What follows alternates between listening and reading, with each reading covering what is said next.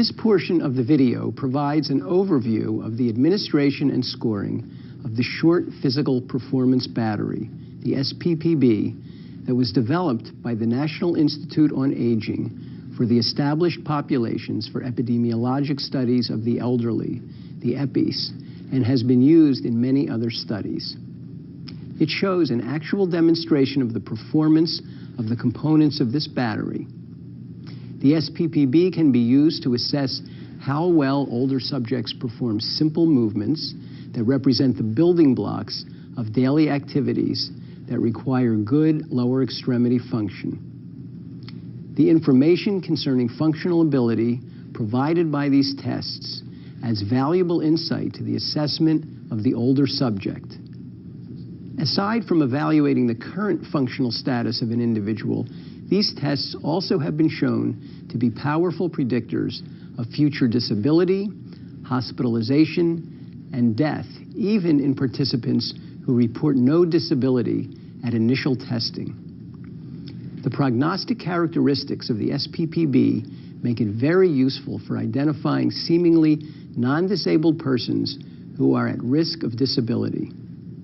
Early identification of these persons, who are presumably in a preclinical stage of disability, provides an opportunity for early intervention in the pathological processes underlying the progression to frank disability. The results of the SPPB can perhaps be best conceptualized as a point assessment of a continuum that proceeds from initial pathology to impairment to functional limitation to disability. In this concept, the Short Physical Performance Battery results provide an objective assessment of functional limitation, defined as restriction in basic physical actions, and as such differ from disability and inability or limitation in performing socially defined activities. Disability limits the performance of usual activities in one's environment, while functional limitations affect more basic tasks.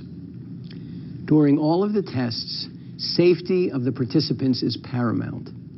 Participants who do not feel safe or who are unable to perform a test should not be pressed. All procedures should be clearly demonstrated to the participants prior to performing any test, and they should be queried to ensure that they understand the instructions.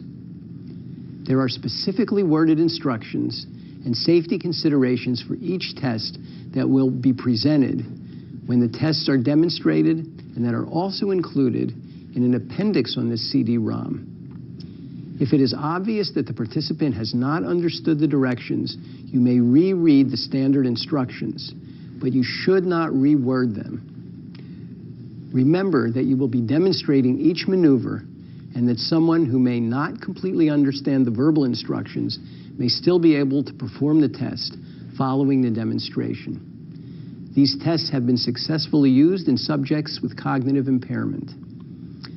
To maximize the participant's understanding, go through the instructions slowly while making sure that the participant is paying attention. You should be completely familiar with all of the test procedures and practice them before attempting to administer the test battery to a patient or research subject.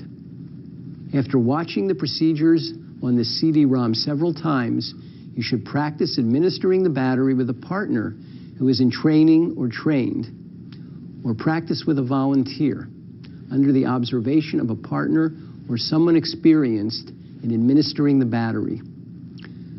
When practicing, the person who is acting as the subject should role-play different levels of physical limitation to give the new examiner experience with people who have difficulty with the tests. Also, be sure to practice on some older volunteers, including fully filling out the score sheets. After practicing several times, go back and watch the CD-ROM again. To ensure reproducibility, it is imperative that all participants are given the same instructions and that quantitative measurements associated with the tests are made in a uniform manner. You should not develop your own way of giving instructions.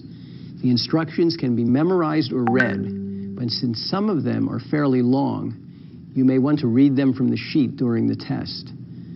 There are certain parts of the assessment where it is awkward to try to read the instructions and simultaneously demonstrate or administer the test. These portions of the instructions must be memorized. The basic SPPB consists of 3 types of physical maneuvers: the balance tests, the gait speed test, and the chair stand test. The tests are always performed in this order. Each of these 3 maneuvers is scored separately by the examiner. While the actual performance times can be used to evaluate specific functional abilities, it has also proven useful to classify performance into categories and provide a numerical score. The scores from each of the tests can then be added together to obtain an aggregate or summary score for each participant. Inability to perform any individual component of the battery results in a score of 0, while completion of the maneuver results in a score of 1 to 4. The maximum aggregate score is therefore 12. For a detailed demonstration of the first component of the SPPB, the balance tests, please click on the appropriate button on the demonstration section of this CD-ROM.